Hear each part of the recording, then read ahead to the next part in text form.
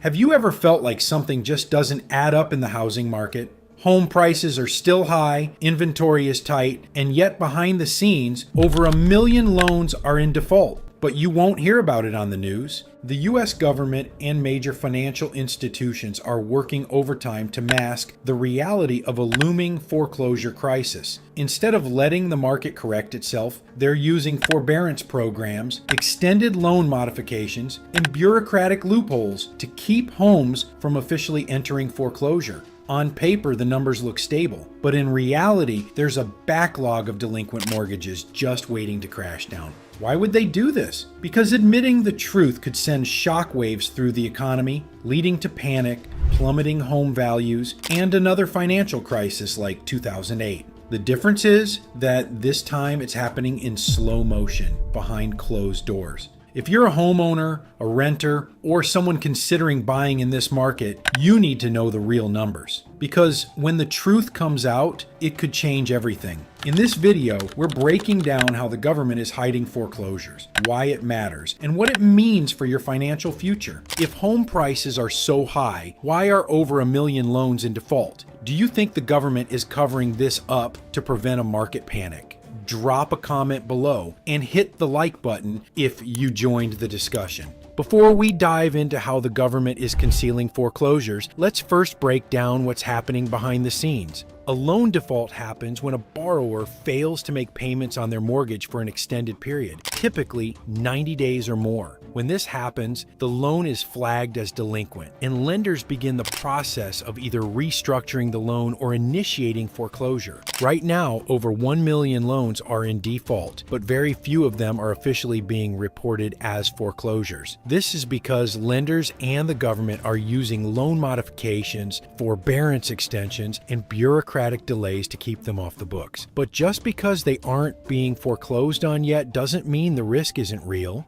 Traditionally, once a loan is in default for an extended period, lenders file for foreclosure, a legal process where they reclaim the property. From there, the home is auctioned off or resold by the bank, often at a discounted price. But what happens when millions of loans are in default, yet the foreclosure numbers remain suspiciously low? The truth is, the government has been quietly stalling this process, keeping these homes off the market to prevent an economic fallout. But delaying the inevitable only makes the eventual crash far worse. The signs of financial distress in the housing market are everywhere, but they're not making the front page headlines. While the government claims the economy is strong, delinquencies and defaults are quietly piling up. One of the biggest warning signs is the rising number of mortgage delinquencies, especially among FHA loan borrowers, many of whom are first-time home buyers. In some areas, FHA loan delinquency rates are above 12%, meaning more than 1 in 10 homeowners with these loans are struggling to pay their mortgage. This problem isn't just affecting low-income borrowers either. Middle-class homeowners who bought at record high prices in the last 2 years, often with adjustable rate mortgages, are now seeing their payments increase due to rising interest rates. Many of them can't afford the new payments, and yet lenders are delaying foreclosures instead of processing them as usual. Another hidden crisis: student loan defaults. With federal student loan payments resuming after a multi-year pause,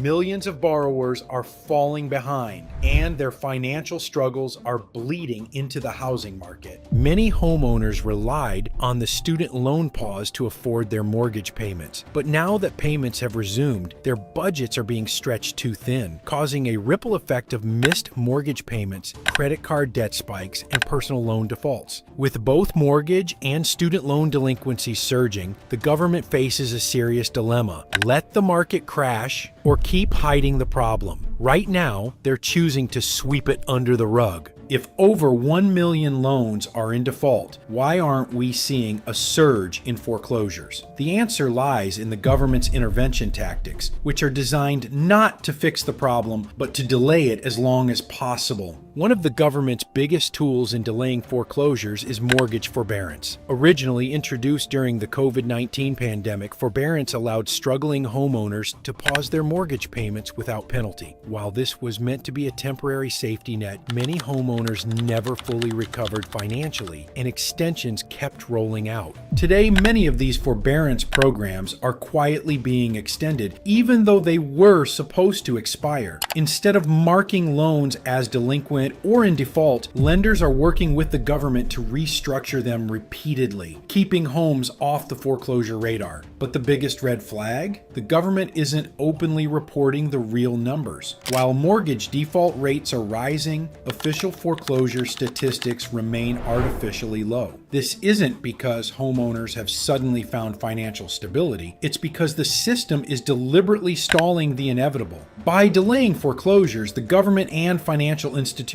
can keep home prices from plummeting too quickly. If banks were forced to foreclose on these properties all at once, we'd see a flood of distressed sales, leading to a housing crash similar to 2008. But this delay tactic only buys time. It doesn't solve the underlying problem. Eventually, these loans will come due, and when that happens, the wave of foreclosures could be even bigger than expected. Delaying foreclosures might make the economy look stable on the surface, but beneath it, we're sitting on a ticking time bomb. The longer the government hides these defaults, the worse the financial fallout will be when reality hits. If the government is delaying foreclosures, what do you think happens when they can't hide it anymore? Will home prices crash, or will they find another way to keep the market propped up? Comment your thoughts below and give this video a like. Right now, the housing market remains artificially inflated. If millions of homes in default were suddenly listed as foreclosures, home prices would plummet overnight. Investors and home buyers would see massive discounts, but existing homeowners would lose equity fast, triggering a wave of panic selling. This isn't just speculation. We saw the same pattern leading up to the 2008 housing crash, where banks held onto delinquent loans for too long. When the dam finally broke, home values collapsed and millions lost their homes. By hiding foreclosures, the government is keeping inventory artificially low, making it look like there's a housing shortage. But once these distressed properties hit the market, expect a flood of supply that could send prices crashing down. The biggest risk? Banks and financial institutions. Many lenders have billions in bad loans sitting on their books, but as long as they can delay foreclosures, they don't have to report the losses. If the foreclosure wave hits all at once, we could see regional banks collapse, mortgage-backed securities lose value, and another financial crisis unfold. The Fed might try to intervene, but with high interest rates and economic uncertainty, there are fewer tools available to prevent a major credit freeze. Simply put, the longer the government tries to hide this crisis, the harder the crash will be when it finally unfolds.